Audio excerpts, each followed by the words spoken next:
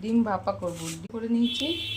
সর্ষে, আদা, রসুন, পোস্ত বেটে নেব। দিয়ে দিলাম টমেটো কুচানো, কতগুলো গোটা রসুন, মশলাটা দিয়ে দিলাম।